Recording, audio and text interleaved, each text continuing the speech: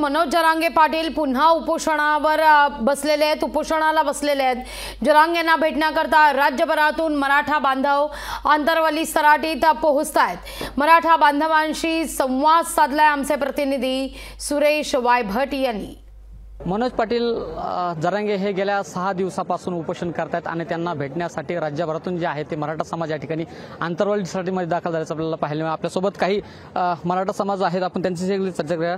मला सांगा बंधू, तुम्ही कुठून आला आणि काय सांगा? आम्ही छत्रपती संभाजीनगरमधून आलेलो आहोत आणि मनोज दादा जरांगे पाटील यांना सपोर्ट करण्यासाठी आलेलो आहोत। दादा मागचे 6 दिवस झाले उपोषण करतायत। आज कुठे त्यांनी सलाईन घेतलेली आहेत। आमची हीच अपेक्षा आहे की दादांनी पाणी घ्यावं, सलाईन घ्यावं, सरकारला जे काही करायचं दादांनी डायरेक्ट आदेश द्यावे की काय करायचं। मराठा समाज दादांच्या शब्दाबाहेर नाही। दादा जे बोलतील ते होईल, जो उद्रेक करायचा तो उद्रेक होऊन जाईल। दादा बोलतील ते, दादा बोलले शांततेत म्हणून मराठा समाज आतापर्यंत शांत आहे। आणि जे काही आता कोंबडी चोर तो काही फायदा सगळे फेकून बोलायला सुरुवात केलेली यांनी। आमचे मनोज दादा आज 6-7 दिवस झाले उपोषणाला बसले, तरी सरकार काही दखल घेत नाही। तर ही भुरट्यांना बोलायला लावतात, राजकारण ही पेटवण्याचा प्रयत्न करतात, मराठ्यामध्ये वाद लावण्याचा यांचा हा प्रयत्न आहे। तर हा प्रयत्न त्यांनी करू नये।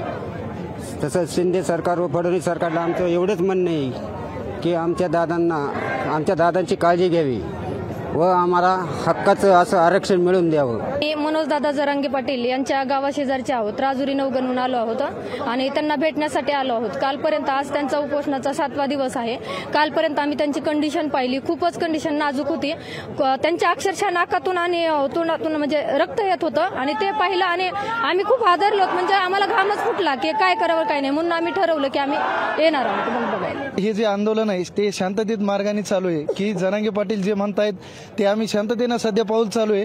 मात्र याचं जर रूपांतर याच्यामध्ये झालं तर ते शासनाला झेपणार नाही। एकंदरीत आपण जर पाहिलं तर मोठ्या संख्येनं या ठिकाणी आंतरवली सराटीमध्ये मराठा बांधव जे आहे ते आल्याचं आपल्याला पाहायला मिळत आहे।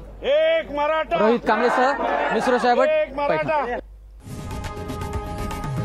लोकशाही मराठी ऐका, पहा, जागरूक रहा।